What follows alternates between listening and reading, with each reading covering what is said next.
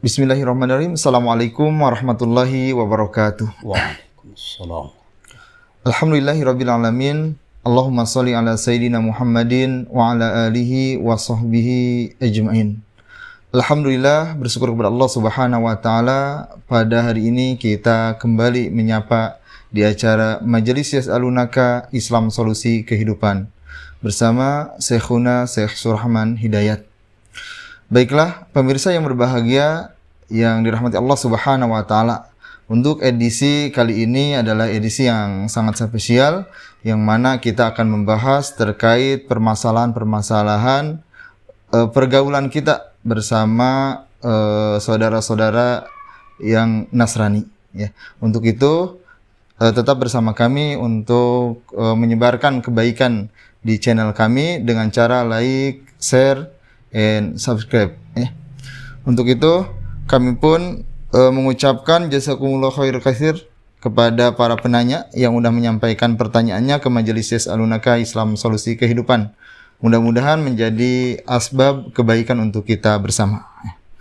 Baiklah, pertanyaan yang pertama datang dari saudara Firman ya, terkait apa hukum mengucapkan selamat Natal kepada non-muslim.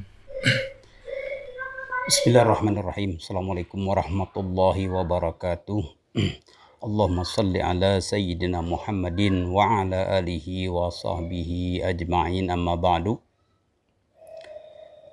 Hukum mengucapkan selamat Natal pada saudara-saudara kita yang non-muslim, dalam hal ini umat Kristiani dan Katolik ya. Pertama, tentu ucapan atau hari Natal itu adalah mempunyai spirit dan aspek akidah, keyakinan, iman, yaitu bahwa hari Natal terjadi pada tanggal 25 Desember ya, merupakan hari kelahiran ya Yesus Kristus sebagai anak Allah dan juru selamat. Ya, juru selamat, penebus dosa manusia, bersedia disalib, di tiang salib itu ya kan. Nah, siapa yang mempercayai ya Yesus Kristus mati di tiang salib itu sebagai juru selamat ya, maka ya akan mendapatkan tentu kebahagiaan dan keselamatan. Begitu keyakinannya. Itu diekspresikan dengan selamat Natal. Jadi bukan hanya kata-kata tapi ada semangat akidah. Ya.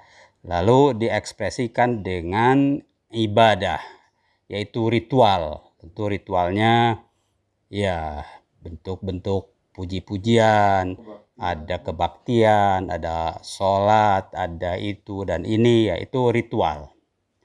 Yang ketiga, tentu ada aspek kegiatan sosial, mungkin ada baksos, ada tukar-menukar kado, ada itu dan ini, kan itu sosial. Nah, yang harus dicermati adalah aspek akidahnya tadi dan aspek ibadahnya.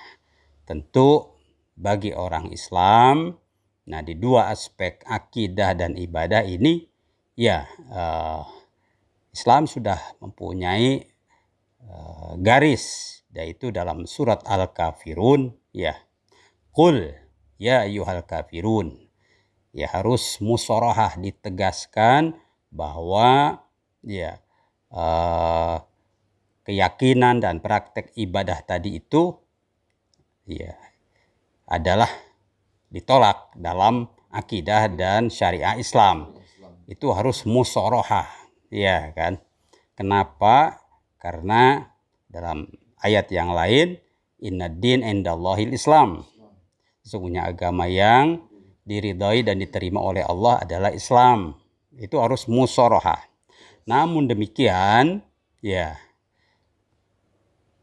diberikan tentu hak eksistensi dan hak mempraktekkan ibadahnya. Qul ya ayyuhal kafirun la a'budu ma ta'budun. Yang kedua adalah mukhalafah. Kita tidak bersedia untuk ikut atau ikut-ikutan dengan ibadat mereka. Ya, dengan akidah mereka, dengan ritus-ritus mereka.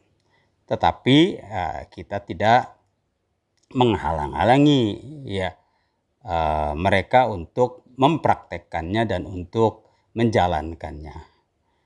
Ma ta'budun, apa yang kalian ibadahi silahkan. Ya, di sini ada musamahah, jadi toleransi, membolehkan. Silahkan. Tapi kita sebagai orang Islam punya keyakinan demikian, ya. Kita tidak akan ikut-ikutan, tapi tidak akan mengganggu juga. Itulah toleransi. Berarti toleransi itu adalah perintah dari Al-Quran, ya kan? Nah, hanya jangan dicampur, ya kan? Toleransi ikut di situ tidak. Pertama penegasan bahwa itu ya tidak sesuai dengan akidah dan syariat Islam. Disebutnya ya ayyuhal kafirun, bahkan ya kan begitu. Ya, tetapi ya kami juga tidak akan mau ikut-ikutan cara-cara ya simbol-simbol kalian ya, termasuk ucapan-ucapan itu kan greetings atau ucapan selamat. Tidak, sebab walaupun hanya kata-kata, justru di belakang kata-kata itulah ada keimanan dan ada ibadah. Persis seperti syahadat atau la ilaha illallah itu kan kata-kata. Tidak mungkin seorang non-muslim, ya coba baca saya, la ilaha illallah begitu. Kan tidak. Dan untuk tujuan main-main tidak bisa, ya kan. La ilaha illallah adalah pengakuan tauhid.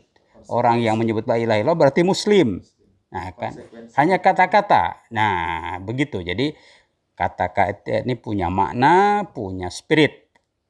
Ya, demikian juga Muhammadur Rasulullah itu kan kata-kata. Ya, orang non-muslim juga ya tidak dipaksa, atau ya kalau mau ya silahkan, tapi itu adalah kebebasan. Nah, orang Islam juga ya tentu tidak akan ikut di situ. Silahkan kalian, kita tidak akan mengganggu, kan begitu. Silahkan saja bereskan acaranya, kan begitu, sesuai dengan protokol tentu ritualnya, plus sekarang sesuai dengan protokol kesehatan. Begitu. Ya, jadi itulah isi daripada Natal itu, ya kan. Jadi bukan hanya ucapannya. Oleh karenanya bagi seorang muslim ya tidak, tetapi kita tidak menghalang-halangi mereka untuk mengadakan dan merealisasikannya. Begitu. Jazakumullah khair. Pertanyaan berikutnya, apakah kita boleh menerima orderan membuat frame untuk acara Natal? Ya, tadi saya singgung ada 3 aspek dalam Natal itu. Satu, aspek akidah, ya teologis, tentu saja yang diekspresikan dengan tadi ucapan itu kita tidak, ya kan. Yang kedua, aspek ritual, ibadah, ya bentuk namanya puji-pujian, kebaktian. Tentu seorang muslim tidak ikut di situ, termasuk mungkin memakai pakaiannya, seragamnya atau apa, ya kan, atau apapun lah ya, pohon Natal atau apapun yang memang itu merupakan unsur dari ritual, itu tidak. Yang ketiga, aspek sosial. Nah, ini yang ditanyakan itu aspek sosial. Ya, kita sebagai pedagang diminta untuk menyediakan frame atau apapun, itu sosial, ya kan, atribut. Boleh kalau itu kan, itu tentu saja asal tentu kalau ini jual beli ya hukum jual beli lah seperti apa. Yang dijual tentu barang yang halal juga ya dengan harga yang wajar, kan begitu ya. Termasuk menjual makanan atau minuman untuk mereka itu kan sosial, itu boleh gitu ya. Jazakumullah khair. Pertanyaan berikutnya, apakah kita diperbolehkan menerima kado Natal? Nah, lagi-lagi itu termasuk aspek sosial atau muamalah, ya kan? Dari mereka berarti kan. Asal kadonya itu tentu saja tidak ada unsur barang haram, ya kan?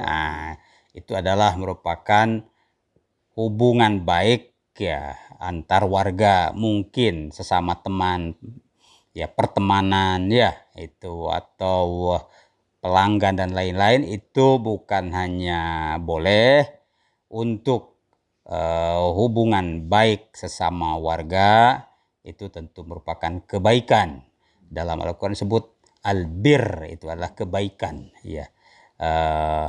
Bagi mereka yang memang tidak memusuhi orang Islam karena agamanya dan tidak melakukan kegiatan-kegiatan yang tentu merusak ya integrasi sosial, ya kan, seperti Israel misalnya kan merusak integrasi sosial sehingga banyak kaum muslimin Palestina yang diusir. Nah, tentu di sini tidak terjadi itu. Hal-hal yang sifatnya sosial itu dipandang baik, ya kan. Baik, jazakumullah khair. Pertanyaan berikutnya terkait status orang Yahudi dan Nasrani, apakah termasuk ataupun tergolong ahlul kitab? Ya, yang menentukan status itu kan bukan kita, yaitu ya Allah Subhanahu wa Ta'ala, ya. Di surah Al-Maidah ayat 5, di surah Al-Bayyinah itu jelas, ya kan.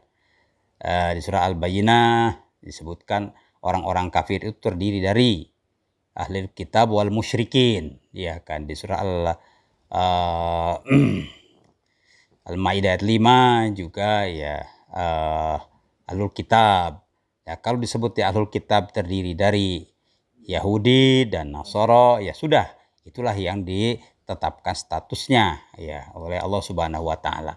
Sejak itu maka ya status mereka itu ya sah sebagai ya atau disebut ahlul kitab dengan konsekuensinya. Tentu ada keistimewaan ya, diantaranya kebolehan menikahi gadis-gadisnya, ya kan, kebolehan memakan sembelihannya, ya kan, dan tentu kebolehan berbuat baik ya kepada mereka dan bekerja sama untuk tujuan-tujuan bersama di masyarakat. Nah, berbeda dengan di luar ahlul kitab kan, hal-hal tadi itu tidak dibenarkan, ya kan, menikahi gadisnya lalu memakan sembelihannya, ya kan. Nah, itu termasuk tentu ya satu rumah sebagai suami istri kan, dengan ahlul kitab kan boleh, tapi dengan bukan ahlul kitab tidak boleh, begitu. Jazakumullah khair. Pertanyaan berikutnya, apakah seorang muslim boleh masuk ke tempat ibadah agama lain ataupun sebaliknya? Masuk ke gereja begitu kan, atau orang Kristen atau Katolik masuk ke masjid ya. Kalau untuk tujuan sosial dan tentu tidak mengakibatkan gangguan ya, gangguan apapun, itu tentu saja boleh, ya kan. Dahulu ya Umar ibn Khattab juga masuk ke gereja, ya kan, tapi tidak bersedia dipersilakan sholat di sini aja. Oh tidak, tapi masuk saja kan, begitu. Yang non muslim juga tentu boleh masuk ke masjid selama ya tidak mengganggu kehormatan masjid ya. Saya kasih contoh, misalnya Masjid Istiqlal itu kan dibuat ya oleh ahli ya arsitektur namanya F. Silaban, itu kan ya orang Kristiani, ya kan. Ya berarti ketika membangun Istiqlal itu ya bukan hanya datang, tapi pasti ya memetakan itu dan ini, ya kan. Ya itu tentu selama tidak mengganggu apalagi itu memberi manfaat itu boleh dilakukan. Baik, jazakumullah khair. Pertanyaan berikutnya, apa ungkapan bela sungkawa yang seharusnya diucapkan kepada non-muslim yang wafat misalkan? Ya, tentu bukan innalillahi wa inna ilaihi rajiun ya. Paling ya tadi ikut berbela sungkawa ya atas wafatnya orang tua atau saudara Anda begitu kan. Ya, ya misalnya doanya apa ya, misalnya ya mudah-mudahan yang ditinggalkan itu bisa bersabar dan melanjutkan perjuangannya gitu kan. Jadi yang ditinggalkan bisa rela, sabar dan bisa melanjutkan perjuangannya di bidang bisnis lah, sosial lah atau apa. Itu saya kira itu standar lah ya. Umum. Jazakumullah khair. Pertanyaan berikutnya, apakah diperbolehkan kita mengawali mengucap salam ataupun sebaliknya menjawab salam non-muslim? Kalau memulai mengucap salam, ya kalau saja tidak ada larangan akan boleh. Tapi ada larangan ya dalam hadis Nabi SAW, hadis sahih riwayat Imam Bukhari, ya. La tabda'u ahlal kitab ya bis salam. Janganlah kalian memulai ahlul kitab ya Yahudi, Nasrani itu dengan mengucapkan salam, jangan ya. Bagaimana kalau mereka yang memulai? Nah, kan ada ayat lain, jawab dengan yang sepadan saja kan. Idza huyitum bitahiyyatin dalam surah Al-Maidah ya, surat An-Nisa ya. Kalau kalian mendapatkan ucapan selamat tahiyah begitu, jawablah ya. Kalau bagi orang Islam, jawab dengan bi ahsana minha, dengan yang lebih baik. Ya, assalamualaikum, waalaikumsalam warahmatullahi sampai wabarakatuh ya kan begitu. Tapi kalau dari non muslim, aurudduha, jawab dengan yang sepadan ya. Jadi kalau ucapannya pakai bahasa Indonesia ya yang sepadan lah. Selamat sukses. Oh ya, sama-sama. Selamat sukses juga. Apalagi sekarang selamat apa misalnya ya, asal memang tidak ada aspek di situ keimanan atau akidah. Kalau misalnya selamat Natal kan tadi ada aspek akidah ya kan. Tapi kalau selamat sukses ya bisa, sukses apa saja, usahalah begitu. Sukses dalam berjuang mengatasi COVID ya kan. Nah, itu jadi hal-hal yang umum itu bisa begitu kan. Jadi dengan yang sepadan. Jadi kalau mereka mengucapkan tentu dibalas ya dengan yang sepadan. Sepadan. Pertanyaan berikutnya, apakah hukum sumbangan dari non-muslim yang diperuntukkan untuk masjid, untuk pembangunan masjid misalnya? Ya, ini kan termasuk ranah sosial tadi ya kan. Kalau sumbangannya tentu ya tidak mengikat ya. Dan ya jelas sumbangan berupa ya dana ya kan, itu tentu saja halal kan begitu, tidak mengikat, itu boleh. Jadi kan diaturannya itu asal tentu halal dan tidak mengikat ya kan. Kalau mengikat jangan ini jangan itu tentu seorang warga yang bebas itu kan harus merdeka dia, apalagi seorang yang beragama, apalagi seorang muslim, tidak boleh ya kasih syarat seperti itu kan. Jadi asal ya halal dan legal tanpa syarat itu boleh.